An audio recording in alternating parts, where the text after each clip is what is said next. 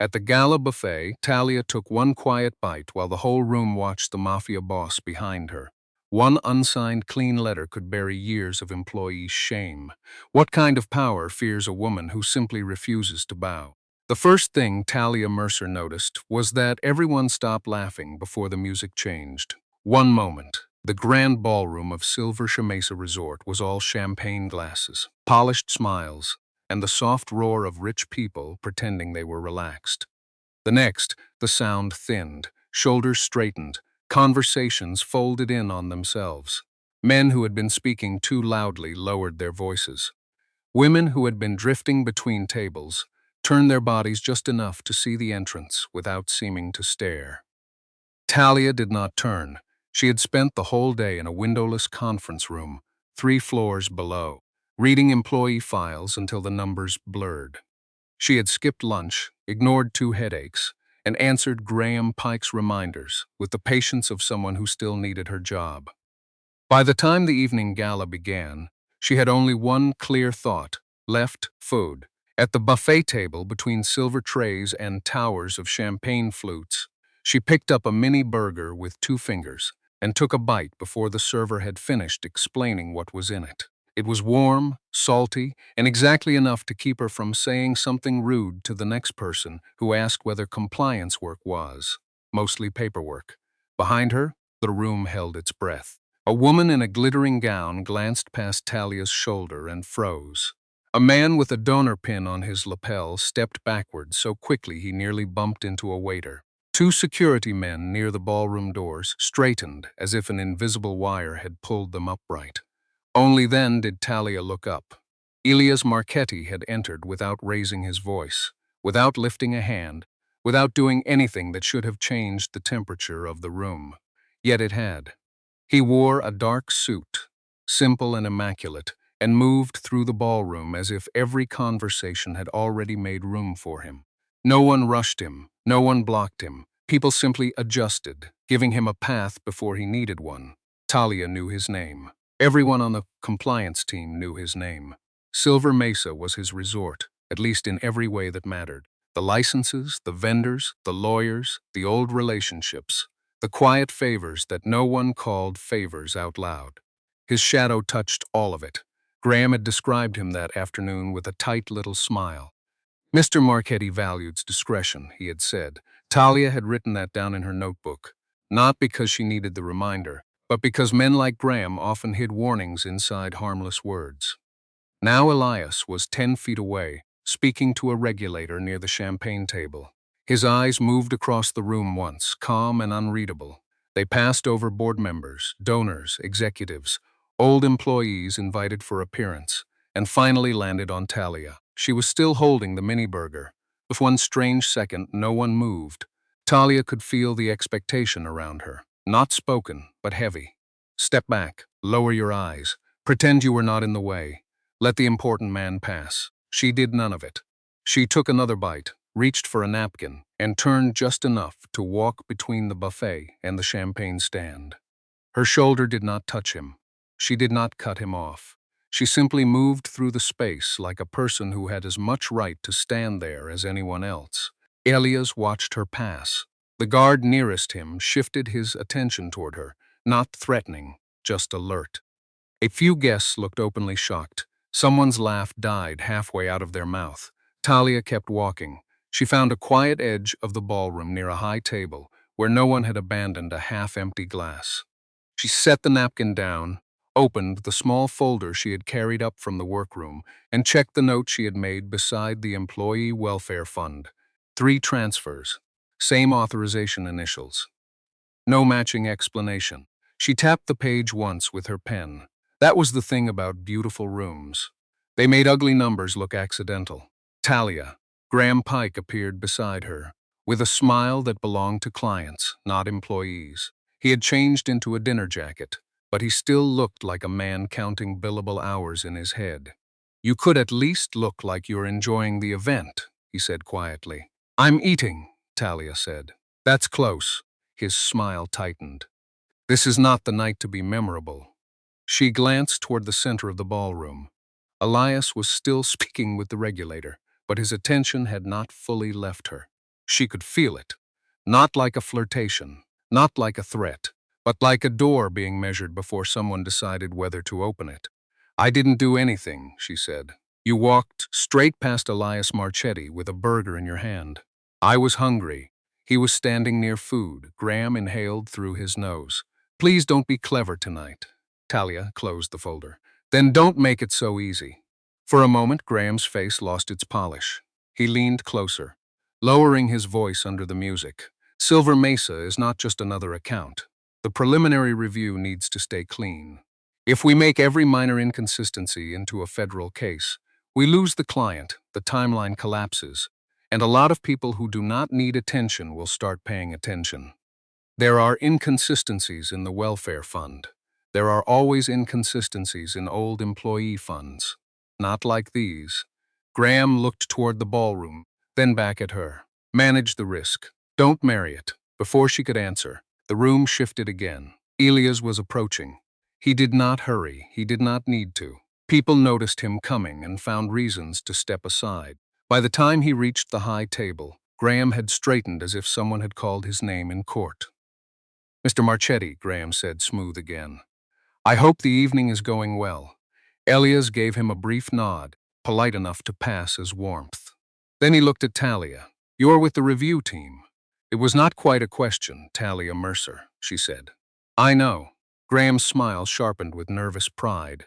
As if her name being known was good news and bad news at the same time, Elias glanced at the folder under her hand. "Most people come upstairs to escape the files. Most people probably didn't spend the day reading them." A small pause followed. Not offended, not amused, exactly. More like he was deciding what kind of answer that had been. "The resort has been through reviews before," Elias said. "They tend to look more complicated from the outside than they are. That's why we read from the inside."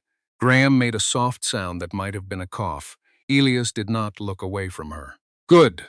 Then, read carefully, he left her with that. No threat, no charm, no direct instruction. Just the quiet weight of a man used to being obeyed even when he gave permission. By the time the gala began thinning out, Talia's headache had returned. Near midnight, she sat in the temporary compliance room with her shoes tucked under the chair and her laptop open beside 3 stacks of folders. The glamour of the ballroom felt far away now. Down here, Silver Mesa was not chandeliers and champagne. It was payroll summaries, fund statements, vendor approvals, and missing explanations. Graham stood across the table, flipping through the draft packet. "We need the preliminary clean letter ready by morning," he said. Talia looked up. "Morning? A draft. Not final. That's not what the header says. It says preliminary. It also says no material concern identified." Graham placed both hands on the table. His voice softened, which made it worse. "Talia, this is a step in the process. It does not close the review. It does not decide the license. It simply keeps the process moving." She looked at the top page, clean letter, preliminary compliance, confirmation, a harmless title, a tidy title, the kind of title that made people stop asking what had not yet been checked. On the second stack of folders, the Silver Mesa Employee Welfare Fund waited with its thin explanations and repeated initials. She thought of the ballroom going quiet when Elias entered. She thought of the old employees standing near the back of the gala, wearing name badges and careful smiles. She thought of how easily a room could teach people when to lower their eyes. Graham slid a pen toward her. "Just review the language," he said.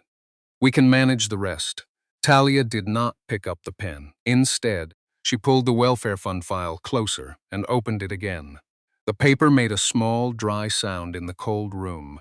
For the first time that night, she understood that the clean letter was not a routine step. It was a door, and whatever Silver Mesa had kept behind it, someone wanted her to close it before she saw too much. By morning, the clean letter was no longer sitting at the edge of Talia's desk like ordinary paperwork. It was in the center of the conference table, placed there by Graham Pike with the quiet confidence of a man who believed a document became harmless if everyone spoke softly around it. The private meeting room had no windows, only a long table, cold water in glass pitchers, and folders arranged too neatly to feel honest. Talia sat with her notebook open and the Silver Mesa employee welfare file under her left hand. Graham stood beside the screen at the front of the room. "We are not certifying perfection," he said. "We are acknowledging that, at this stage, nothing material blocks the licensing process."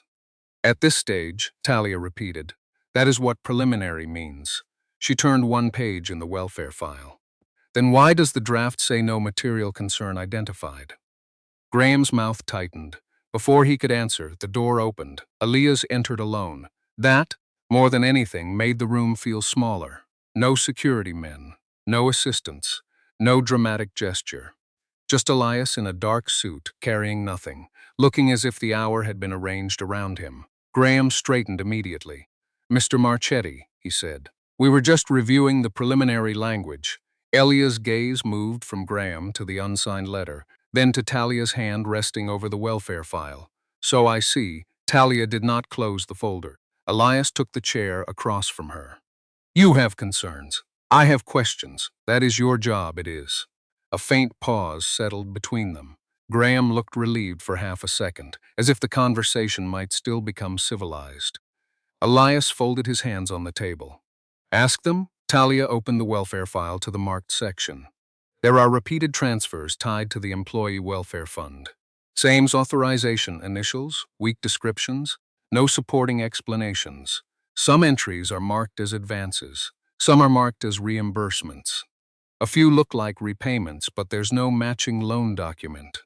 Graham stepped in quickly. "Old employee assistance programs often have messy records, especially in hospitality." Talia looked at him. "Messy is not the same as missing." Elias did not look irritated. That was the unsettling part.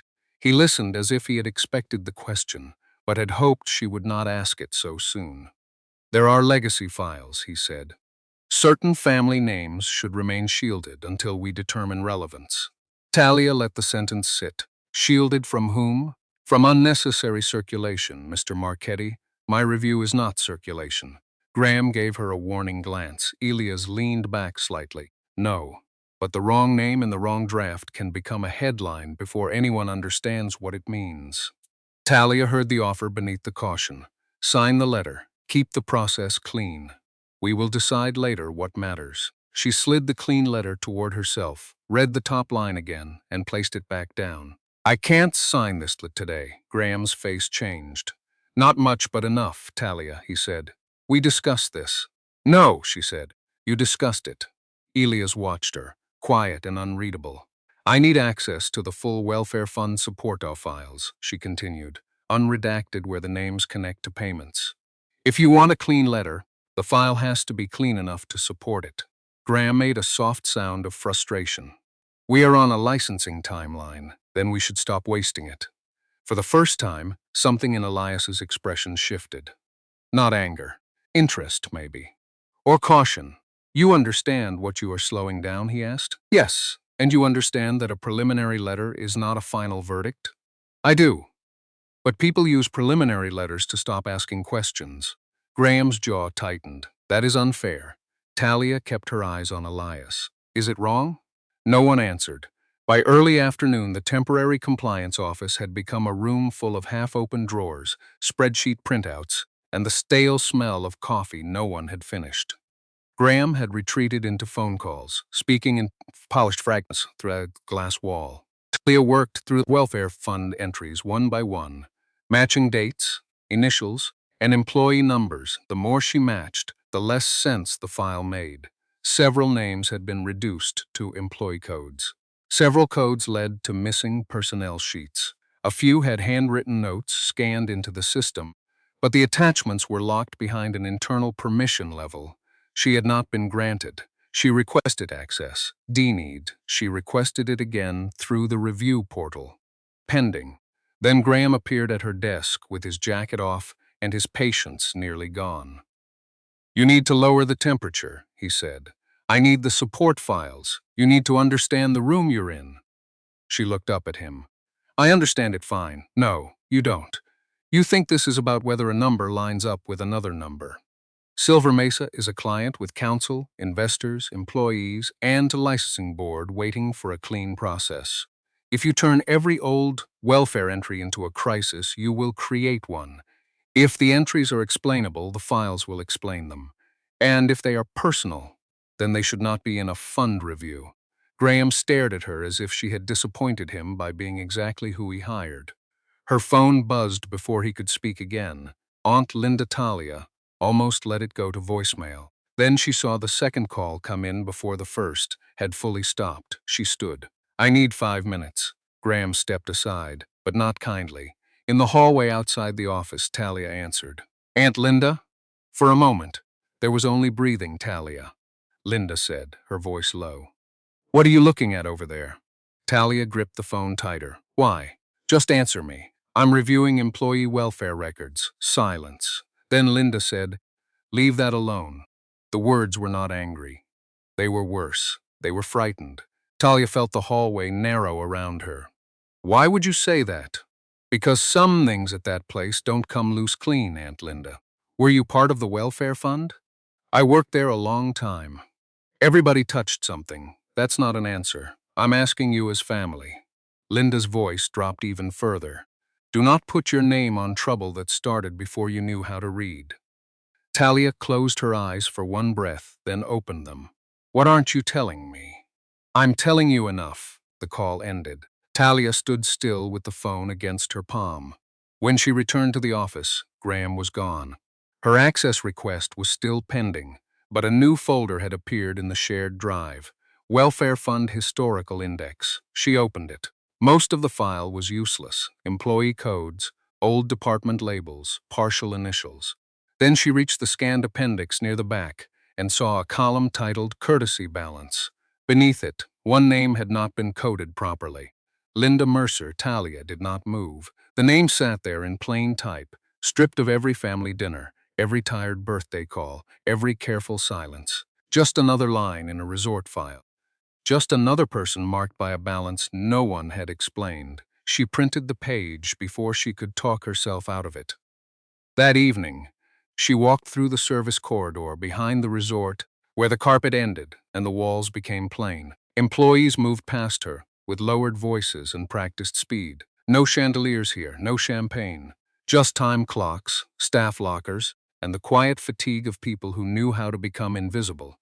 Near the end of the corridor, a woman in a dark uniform was refilling a supply cart. "Naomi Reyes?" Talia asked. The woman did not turn right away. "Depends who's asking, Talia." "Compliance review." That made Naomi look at her. Her face was calm, but her eyes were already measuring the distance to the nearest door. "I don't know anything about your review. I think you do." Naomi picked up a folded towel and placed it on the cart. People who think that usually already decided what they want to hear. Talia took the printed page from her folder but did not hand it over. "I found a name I know." For the first time, Naomi's hands paused. Talia kept her voice steady. "I'm not here to sell anyone out." Naomi gave a small, humorless smile. "That's what people say before they ask you to trust a process that never remembered your name." Talia absorbed that. She did not argue. She did not defend Graham, or the firm, or the clean letter sitting unsigned in the office upstairs. "I can't fix what I can't understand," she said. Naomi looked down the corridor. Two employees passed, glanced once, and kept walking. "You want to understand?" Naomi said. "Stop asking the people in meeting rooms." She pushed the cart forward, passing close enough that the sleeve of her uniform brushed Talia's folder. She did not stop. She did not look back. Only after Naomi turned the corner did Talia notice the small folded slip tucked beneath the clip of her folder. She opened it in the empty corridor. No names, just 3 employee codes, a storage room label, and one line written in careful block letters. "The list they gave you is not the list." The folded slip stayed in Talia's coat pocket all the way to Linda's apartment. She had read it twice in the service corridor, then once more in the elevator, careful not to hold it up where the ceiling cameras could catch more than the shape of paper between her fingers. 3 employee codes. A storage room label, no explanation, no signature, just enough to prove Naomi knew more than she was willing to say out loud. Linda opened the door before Talia knocked a second time. Her aunt looked smaller than she had on the phone. Not frail exactly, but braced, as if she had been standing inside a storm long before Talia arrived. The apartment was quiet, the kind of quiet that made every movement sound too sharp. A lamp burned beside the couch. A mug of tea sat untouched on the small table. "You shouldn't have come here after work," Linda said. "I found your name." Linda closed her eyes. Talia stepped inside and shut the door behind her. She did not take off her coat. It wasn't coded like the others. It was right there in the appendix. Then someone got careless. "That's what you're worried about." Linda turned away and walked to the couch, but she did not sit. "I'm worried about you thinking a piece of paper tells the whole story." "I don't think that. That's why I'm here." Linda pressed her fingers to the back of the couch. For a long moment, Talia saw the woman who had helped raise her after hard days, the woman who remembered everyone's birthday and never let a bill sit unopened on the counter. Then she saw something else beneath it. Shame old and practiced. "It was supposed to be help," Linda said at last. Talia softened her voice. "The welfare fund?" Linda nodded once. "My husband got sick. I was working rooms then, double shifts when I could get them. The fund office said it wasn't charity. They said it was what the resort did for its people. A bridge, that was the word they used." Her mouth tightened. "But the bridge had a toll." Talia did not interrupt. "They gave me a card," Linda said. "Not a credit card. Not exactly. A record card. Every advance, every deduction, every little adjustment. They told me it was just paperwork. Then my schedule changed. Then my vacation pay looked different. Then a supervisor started saying I should grateful." The family still remembered who had been helped. "Which family?" Linda looked at her, and that was answer enough. Talia took the printed page from her folder and placed it on the table. "Was Victor involved?" Linda's face flinched at the name. He never had to be in the room. That was the worst part. Other people said what he wanted said. Talia sat across from her aunt, the page between them. Her training wanted clean lines. Who authorized? Who benefited? Who signed? But Linda's hands were trembling over an old wound that had never been allowed to heal. "I need to understand how it started," Talia said. Linda looked toward the window. Beyond it, Las Vegas kept glowing as if nothing inside any small apartment could matter. "Elias's mother started it," she said. "Not like this. Not at first." Talia went still.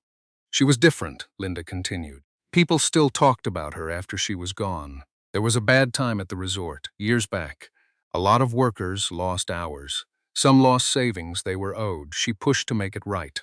Envelopes, checks, emergency help, whatever the family would approve. It was supposed to pay people back for what the business had taken from them." Talia looked down at the fund file, and the shape of the case changed in front of her. Not a dirty fund from the beginning. A good thing bent by the wrong hands. "Does Elias know?" she asked. Linda gave a tired shake of her head. "I don't know what men like him let themselves know." The answer stayed with Talia after she left. Back at Silver Mesa, the public floors were still bright, but the back corridors had thinned to night staff and locked carts. Talia used the storage room label from Naomi's note and found the older records room past a plain door near the employee offices. Her access badge opened it on the second try. Inside, metal shelves held file boxes with fading labels. The air smelled like dust and old paper. Talia found the 3 employee codes Naomi had written and pulled the matching boxes onto a work table. The first held payroll summaries, the second held scanned copies of deductions, the third held the cards. They were smaller than she expected, stiff with age, each one marked with columns for advances, balances, adjustments, and supervisor initials. Some names had been covered in later copies, but the older cards still carried enough to match them. Talia turned one over and saw Linda's signature near the bottom. Not bold, not careless. A careful signature made by someone who had believed signing would keep her family above water. Talia set the card down gently. Behind the card file was a thin folder with a different label. Founding Welfare Memorandum. The pages inside were cleaner, older, written in formal language but plain enough to understand. A family fund to restore wages and support employees after hardship. Independent oversight recommended. Repayment not to be tied to scheduling. Assistance not to affect seniority, benefits, or standing. Talia read that last line twice. Then she opened the later amendments. Victor's name appeared there, not as a confession, not as anything so simple, but as authority. Oversight consolidated. Repayment schedules internalized. Department heads permitted to recommend adjustments. Discretion preserved for family review. Every phrase looked respectable. Every phrase made the worker smaller. A sound came from the doorway. Naomi stood there, one hand on the frame, her face unreadable. "You found the old cards," she said. Talia closed the folder halfway, but not in guilt. "You wanted me to. I wanted to see what you'd do after." Talia looked at the cards spread on the table. "How many?" Naomi came inside and shut the door. "More than they admit.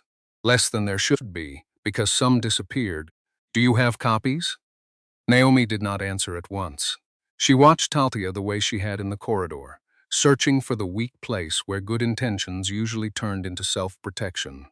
"If I give you what I have," Naomi said, "those people don't become a footnote in your report. No, they don't get called greedy. No, they don't get blamed for taking help that was offered to them."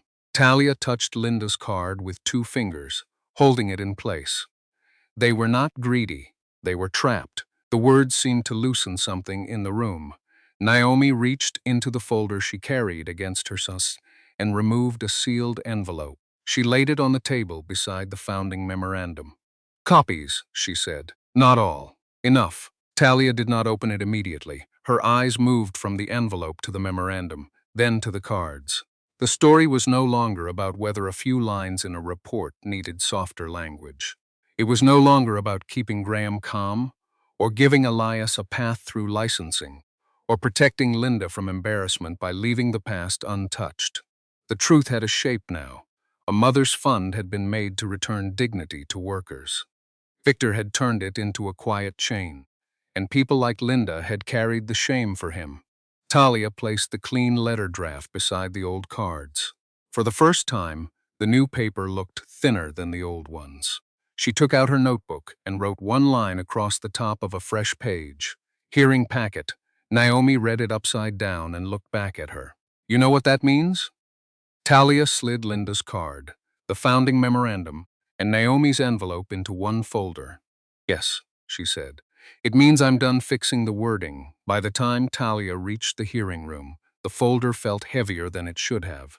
It held no dramatic secret, no grand confession, no single page that could make a room gasp on its own. Just a clean letter she had not signed, several old welfare cards, a list of deductions, and statements from people who had spent too many years being told their gratitude mattered more than their pay.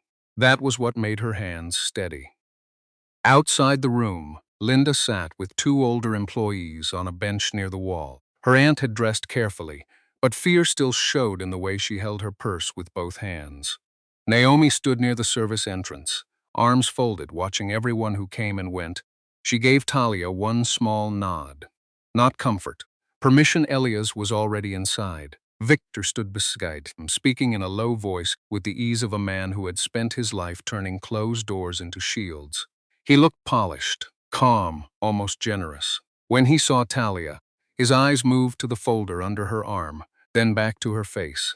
He smiled as if she had brought him something fragile. The hearing room was not large, but it felt unforgiving. A long table faced the regulators. Behind it sat attorneys, resort executives, and a few invited employees whose badges rested against tired jackets and pressed blouses. Every chair seemed to carry a consequence. Talia took her seat. One of the regulators adjusted her glasses and looked down at the packet. "We understand there is a preliminary compliance matter to resolve before the licensing recommendation can proceed." Victor stood first. "There is no meaningful matter," he said smoothly. "Only old internal paperwork being misunderstood outside its family context. Silver Mesa has always cared for its employees. Sometimes care creates records. That should not be mistaken for misconduct." A few heads turned toward the older employees in the back. Linda lowered her eyes. Talia opened her folder. When it was her turn, she did not stand quickly. She placed the clean letter on the table in front of her, unsigned, and turned it so the board could read the title. "I was asked to confirm that no material concern had been identified," she said. "I cannot do that." The room changed at once, not loudly.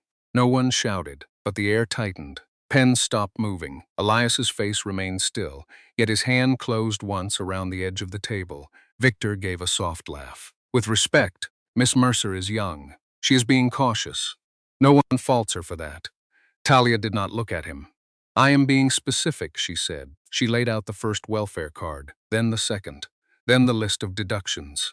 The cards looked small against the polished table, almost harmless, until she began connecting them to the payroll entries and the unexplained balances. These were not ordinary assistance records, she said. They were used to track advances, deductions, schedule leverage, and what employees were made to believe they owed back to the resort. Victor's smile faded at the edges. That is a dramatic interpretation. Naomi stepped forward from the back before Talia could answer. It's what happened. Every face turned. Naomi did not rush her words. She named no scandal. She offered no speech.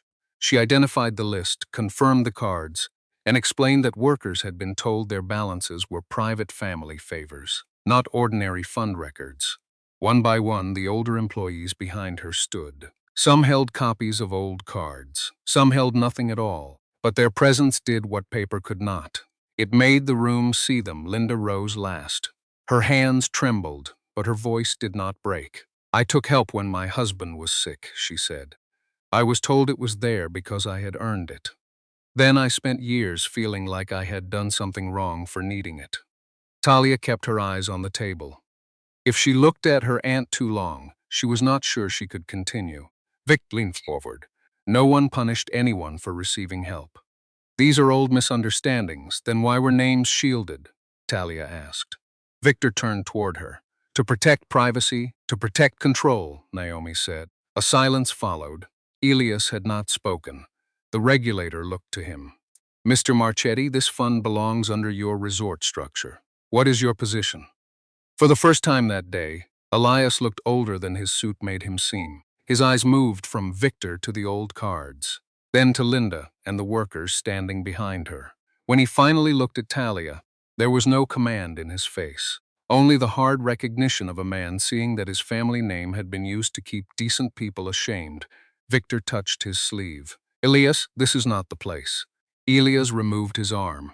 No, he said. This is exactly the place. Victor stared at him. Elias stood. The welfare fund will be transferred out of family control. An independent council will oversee it, with employee representation and full review authority. Any balances connected to these cards will be frozen pending correction. No worker will be asked to carry a private debt to this resort. Victor's face went pale with anger. You do not understand what you are giving away. Elias looked at him then, cold and clear. I understand what you kept. The room did not erupt. It settled. That was worse for Victor. The kind of silence that no longer protected him. The regulators withdrew for their decision, while everyone waited in the outer hall. Linda sat beside Talia, their shoulders nearly touching. Neither of them spoke for a while. Naomi stood a few feet away with the employees, one hand resting on the envelope that had started the night's proof. When the board returned, the decision was measured but final. Silver Mesa would be allowed to continue under strict supervision. The fund would move to independent oversight. Victor would be removed from any role connected to casino operations, employee funds, or internal review. The matter would be referred onward for formal investigation. Victor left without looking at the workers. No one followed him. That evening, the employee dining room at Silver Mesa was fuller than Talia had ever seen it. Not festive in the polished way the gala had been, but warmer, real plates, real laughter. People sitting where they wanted, not where power placed them. Talia stood near the edge of the room with a cup of coffee cooling in her hand. The unsigned clean letter was no longer in her folder.